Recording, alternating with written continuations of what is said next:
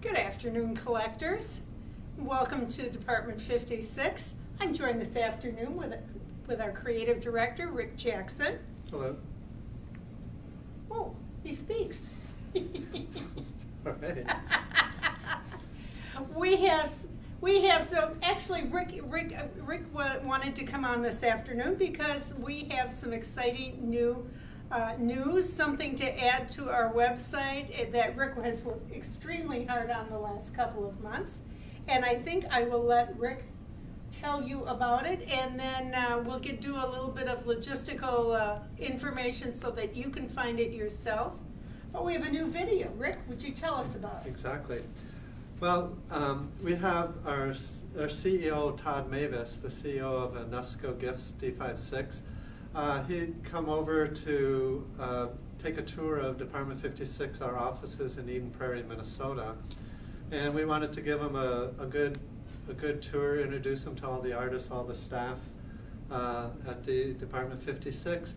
And we also wanted to give him a bit of a dog and pony show about how our product is made. Obviously, he's well aware of the product as it is on the shelf, but what was the story to get that product on the shelf?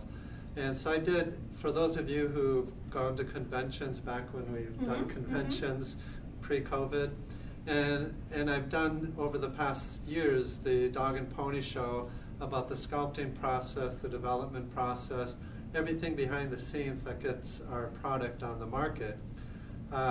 Todd was kind of blown away at the work it took behind the scenes to get the product to where it is.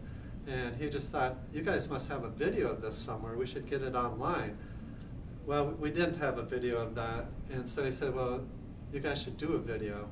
So I just assumed that I'd get my card out, put all the pieces up just like I did with Todd, but instead it became a much more sophisticated piece that brought in the entire team behind the day-to-day design of the villages, and it turned into quite an undertaking, but we finally pulled it together, edited, threw in some music, and so that's what we would like to present today. So what we're going to do now, the video that Rick worked so hard on the last couple of months is a little more than 11 minutes long, and we have, cross our fingers, Rebecca, we have some wires and cables going on in the background here, and we are going to show you that video. Now, while you're watching the video, I hope all of you will pay special attention and maybe come up with some questions that you might have for Rick after we're done, and ask questions about the process, maybe something you've thought of, even comments about how pieces are made and painted, and some of the design process, things that some of us have seen over the years, but many of you have not. And I think this video really does a nice job with that.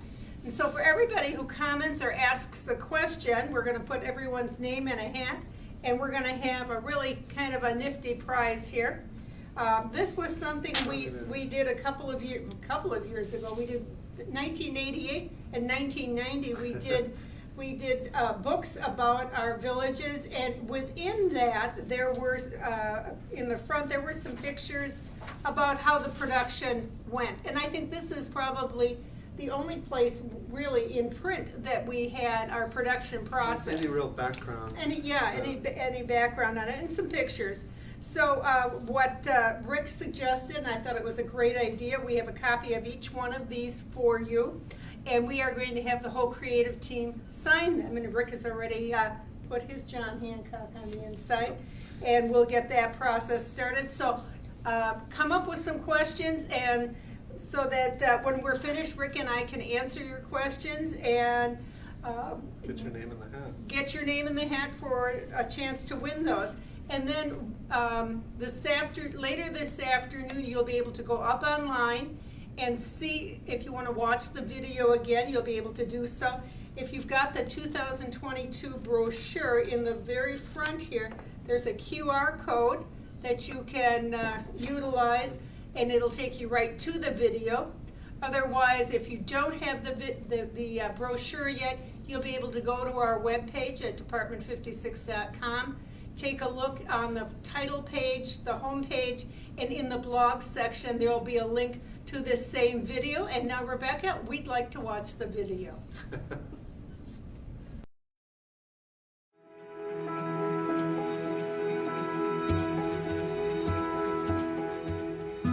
At Department 56, we begin each house with a story. Our stories cover everything from a glimpse into Santa's world to how Dickens might have spent a day in Victorian London and beyond. These stories create an affinity between Department 56 and our collectors. From start to finish, a typical Department 56 house can take an average of 6 months from initial ideation to finished piece. Now you can take a peek behind the scenes of Department 56 for the backstory that leads to the creation of each of our houses. Then we hand off our stories to our collectors, who then begin their stories. Our artists are constantly keeping an eye out for anything that may spark an idea that could lead to a thumbnail sketch or a conversation with a colleague. This happens throughout the year. Twice a year, we sit down to organize and formalize these ideas to begin the process of our yearly introductions. We discuss our villages to continue storylines or to introduce new storylines. Based on our ideation, a list is created categorizing the houses by village.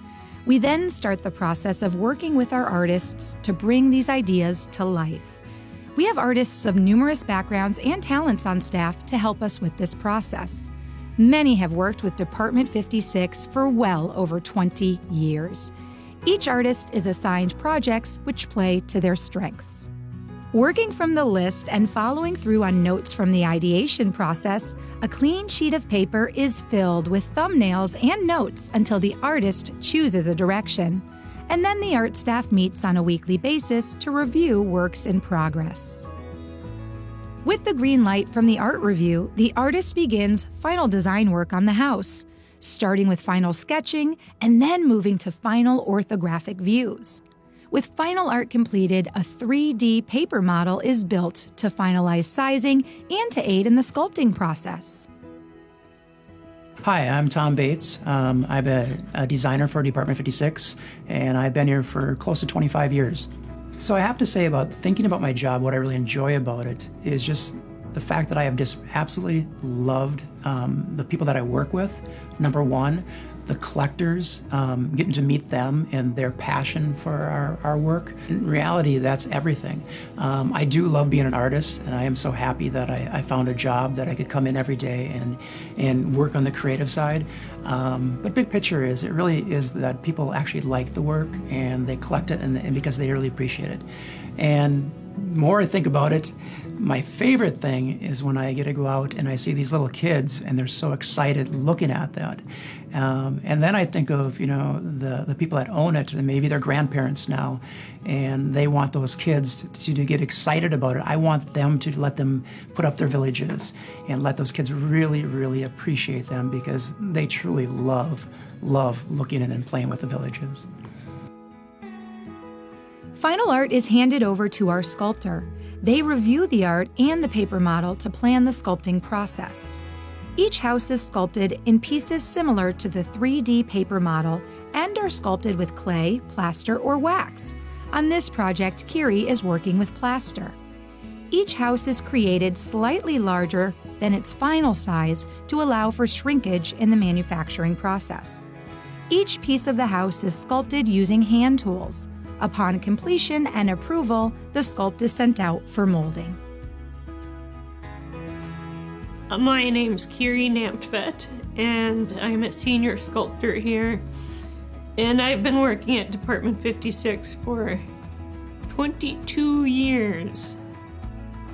It is really neat to take a two-dimensional drawing and turn it into a three-dimensional object, because just seeing something become this real-world shape and adding all the details and the problem solving too is really fun, because one thing about making this thing that's going to be fired in a kiln is that I have to sculpt the side. Like if the side is a big flat area, I actually have to sculpt it bulging outward slightly, because in the kiln it shrinks and pulls in. So it's just a good challenge. Creating our molds introduces a third art form after design and sculpting. This step is crucial, as it requires a great deal of skill to create molds that will allow each house to be produced in quantity, yet still maintain incredible detail and reflect our artistic intent. Each part of the sculpture is molded. The complexity of the piece will determine the number of molds needed.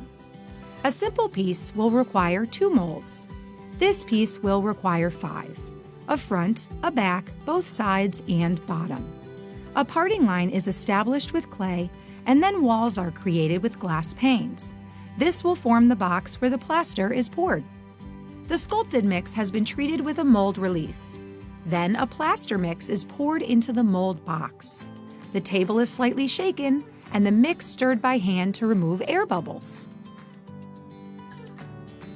Once the plaster is dry, the mold box is removed and the mold is separated from the sculpt. The mold now has a negative imprint of the sculpt. This process is repeated until all 5 sides of this sculpt are molded and then separated from the sculpt. The 5 mold pieces are then assembled, creating a cavity, which leads us to the next step. After the production molds are created, the sculpted pieces are removed and set aside. The empty molds are reassembled and a material called slip is poured into each mold from a central reservoir. Slip is the liquid mix that can be modified to produce porcelain or ceramic pieces after firing. Once the mold is filled, it is set aside for 20 minutes. The porous plaster mold absorbs the liquid from the slip and dries the slip from the outside in, leaving a dried shell to form inside and against the mold. The excess slip is then poured out of the mold, leaving a dried shell inside, which is then removed. Slip casting allows us to create our hollow houses. Once all parts for a house are removed from the molds, they are assembled. The first step is trimming out windows and doors and other small parts. The second step is attaching each part using the slip as a bonding agent. Assembled houses are then set aside to continue drying for 1 or more days. The goal is to allow the water to evaporate to prevent problems while the house is in the kiln. As the parts dry and the water evaporates, the houses are slowly shrinking. And once they are completely dry, they are placed in a kiln for firing. There is a wide variety of products on the cart. Temperatures can vary inside the kiln, and the product is strategically placed for the best results. Once the door is closed, firing begins. Temperatures will reach nearly 2,400 degrees Fahrenheit, and the firing will last 12 hours for porcelain. Ceramic has a shorter firing time under lower temperatures. Once the firing is completed, the houses are removed from the kiln. They went into the kiln as fragile greenware, but come out as a hardened whiteware, similar to porcelain or ceramic tableware. Here we see each piece being inspected before the painting process begins. Like every step before, all work is done by hand. Before entering production, we create 2 samples from the molds. These samples are painted by the factory staff and sent to Department 56 for approval and reviewed for color, because what works in 2D does not always work in 3D. Our artists review the sample and repaint as necessary. The artist also works on final decal art that will be sent back to the factory with the approved painted sample. Each of our production molds can produce approximately 25 to 30 pieces, depending on the surface detail. With slip casting, the plaster mold absorbs water out of the slip, and this absorption process takes its toll on the molds by slowly distorting the fine detail on the mold surface. As a result, this limits how many pieces a production mold can produce. Once the detail starts to diminish, the molds must be discarded. To give us the ability to create the quantity of production molds that are needed to produce our houses in a timely manner, we create a new set of molds called case molds. This process involves creating a plaster mold of each production mold piece. These case molds are then sealed to be watertight, allowing for the solid plaster production molds to be created as needed from these case molds. 5 to 6 houses can be created from our initial production molds and still keep a sharp set of molds for the creation of our case molds. Creating each house requires an impressive number of molds. There are so many molds required to get the job done that they would easily cover numerous tables. Once painting is completed, decals are applied. After decals, each house is placed in a low-temp kiln to set decals and paint. After painting and decal placement, non-porcelain parts are attached. These are parts that would not survive the kiln, such as die-cast signs, acrylic windows, and sisal trees. Once complete, the houses are placed in their protective packaging and inserted into their colorful sleeves. They are placed in shipping boxes and begin their journey to your home. The story of Department 56 began over 45 years ago, and in that time we have never forgotten that art collectors are what we are here for. We understand that the story behind each of our houses does not end when it is purchased, but continues on in homes across the country and beyond. There is tremendous support behind the scenes of the artists you have just met. This support guides the development of our goals, managing our partnership with our factories, sales, marketing, and shipping. We are confident that with this support, the traditions inspired by Department 56 will allow us to always be part of your holiday traditions.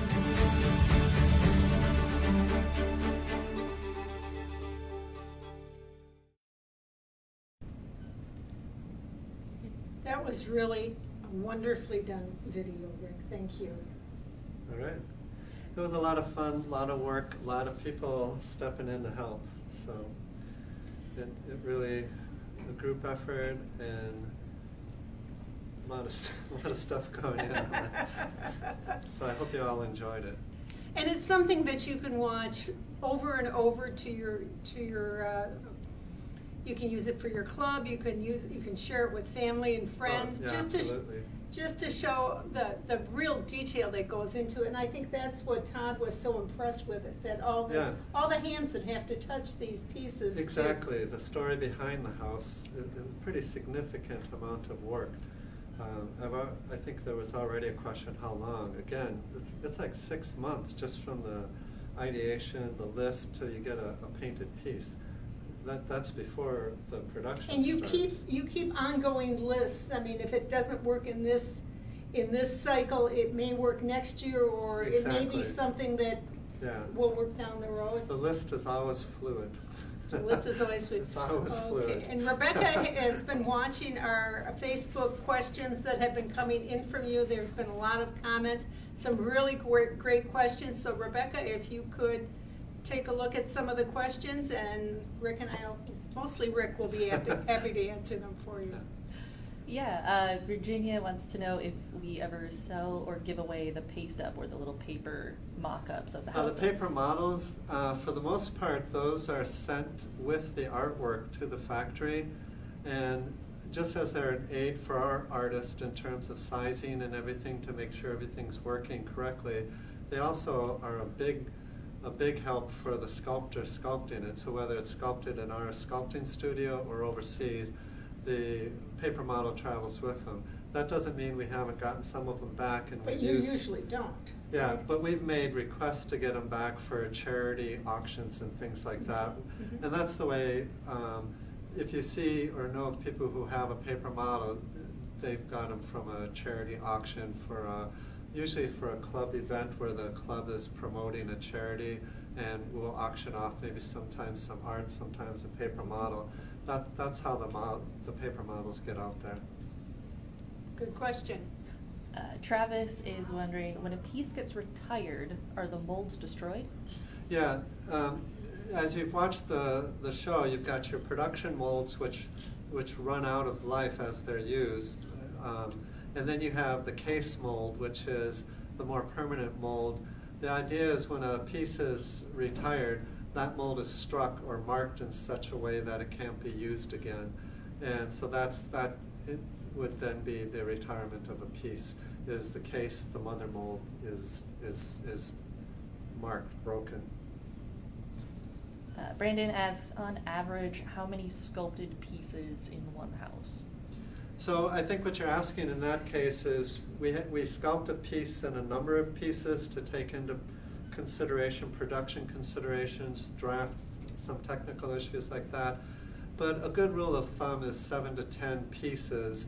When you saw Kiri taking the parts of that house and assembling them on her desk to check her sculpt, it's about 7 to 10 pieces on average for a Department 56 house. So it would be, a dormer would be put on separately, a chimney would be separate. Exactly. A front porch, what other kinds of, an awning sometimes? Again, anything that has to do with how these pieces are molded. So we want to make the molds very easy. The easier the mold, the Well, they better can only the come part. up one way, right? Yeah, that's the idea. Just get a nice clean pull from the piece.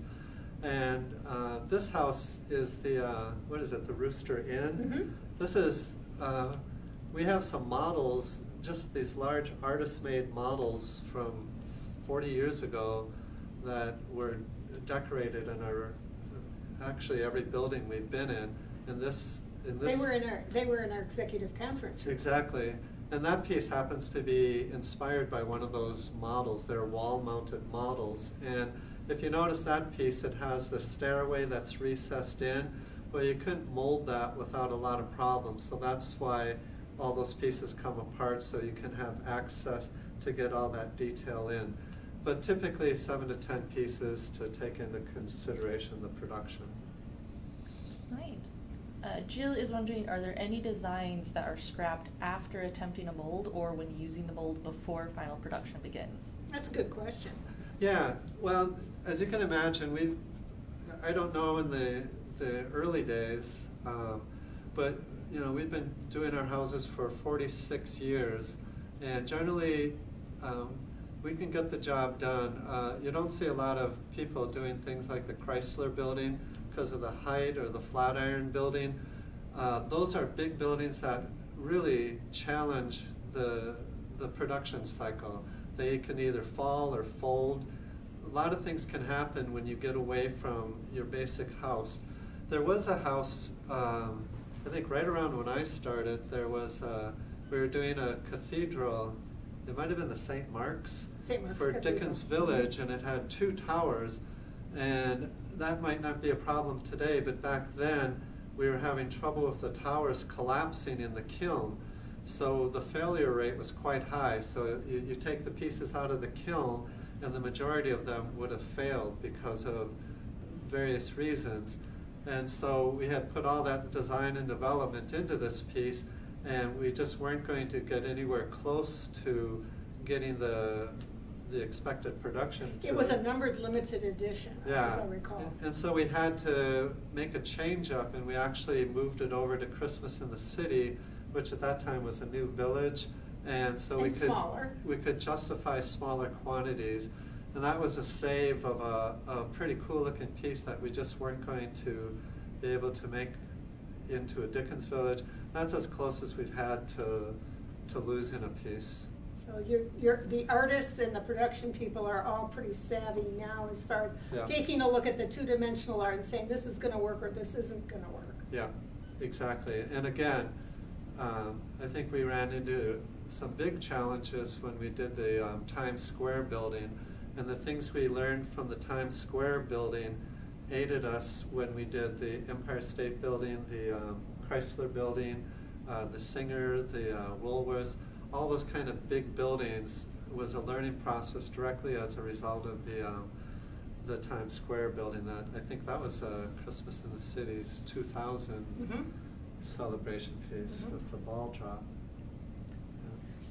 Hi, Martha wants to know, and you guys kind of already answered this one. Her question was, how long does it take from an idea of a building when it's decided upon until the completion of that building? Yeah, the 6 months, and what's kind of interesting is if you look at the building homes, real homes, 2x4s and sheetrock, it's about the same timeline.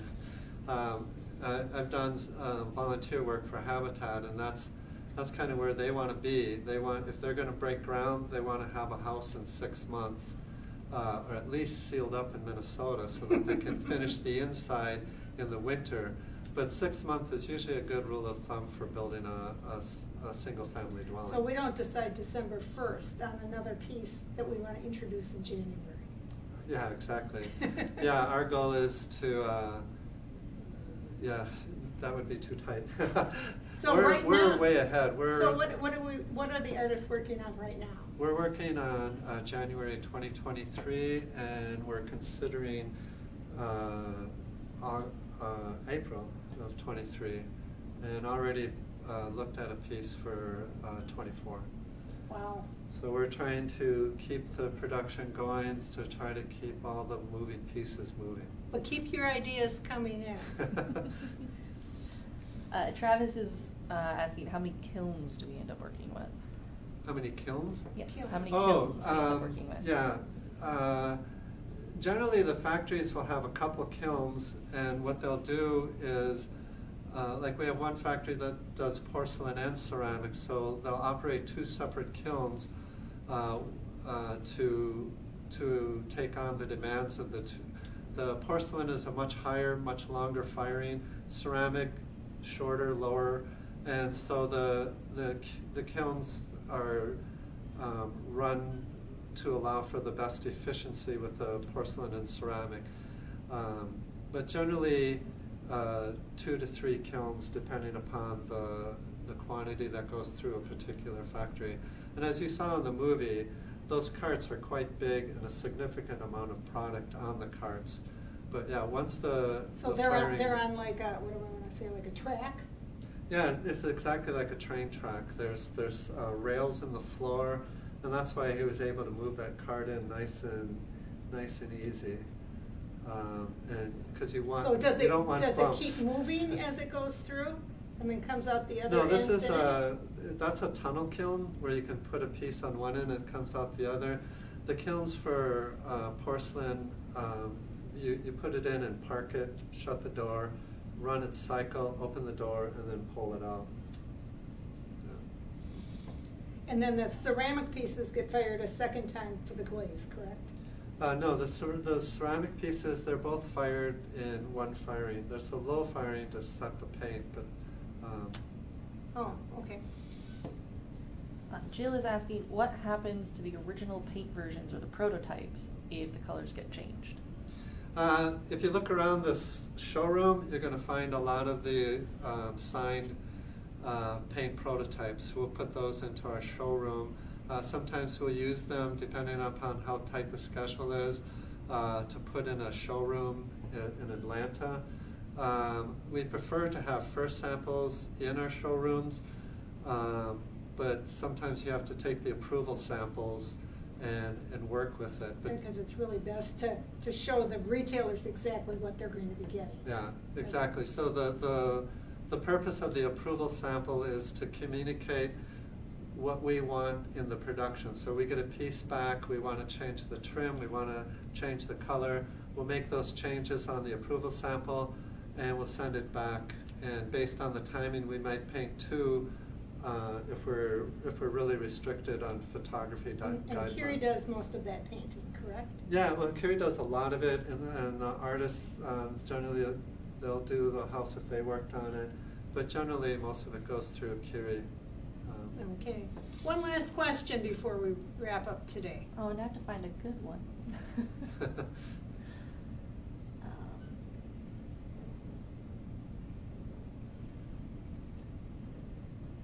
Was there a point that a retired item was reintroduced due to high demand from collectors?